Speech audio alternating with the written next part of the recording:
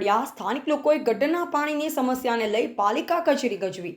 ભરૂચ શહેરના આવેલા અયોધ્યાનગરના 4 નંબરના વોર્ડ ખાતે સોસાયટીના મુખ્ય માર્ગ પર ગટરનું ગંદુ પાણી ઉભરાતા સ્થાનિકોમાં કોર્પોરેટર અને નગરપાલિકા સત્તાધીશો સામે રોષ જોવા મળી રહ્યો છે।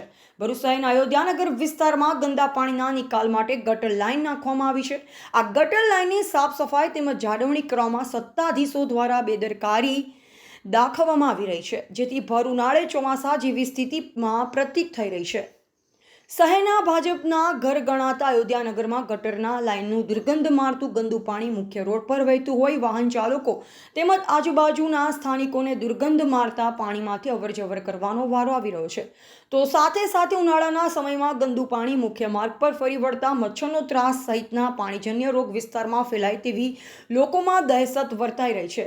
ઉલ્લેખનીય છે કે ભરૂચમાં ભૂગર્ભ ગટર યોજનાનો પ્રારંભ વર્ષો પહેલા થયો હતો, જે અત્યારે પણ કામગીરી પૂર્ણ થઈ ન હોવા છતાં સવારનો વાર ગટર ચોકઅપ સહિતના પ્રશ્નના કારણે લોકોને ગંદકીમાં રહેવાની ફરજ પડી રહી છે। આજરોજ પાલિકા તંત્ર દ્વારા અયોધ્યાનગરમાં ગટરના ગંદા પાણી ઘણા વખતથી અવારનવાર ઉભરાઈને મુખ્ય માર્ગ પર ફરી વળતા જે સ્થાનિક રહેવાસીઓએ પાલિકા કારોબારી સભ્ય અને વોર્ડના કોર્પોરેટર હેમેન્દ્ર પ્રજાપતિની ઓફિસે જઈ હલ્લાબોલ કરી પાલિકા ગજવી હતી।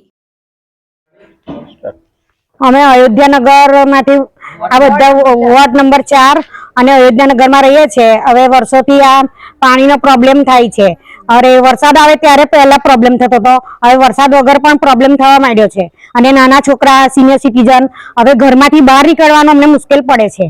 હવે એનો કોઈ ઉકેલ પરમેનન્ટ નહીં આવે ત્યાં સુધી અમે કોઈ વોટ નહીં આપીશું કે કઈ એ થાય નહીં। અમે નગરપાલિકામાં અમે હલ્લો બોલાવવા જ જવાના છે। અત્યારે ઓફિસમાં જવાના છે બધા, કેટલા વખતની રજૂઆત કરવા છતાં કોઈ કામ થતું નથી। કલેક્ટર ઓફિસમાં પહેલા ઉપર અરજી કરેલી, અરે ઉપરથી કલેક્ટર ઓફિસમાંથી અમને બોલાવેલા ત્યારે પણ બધા ગયા હતા।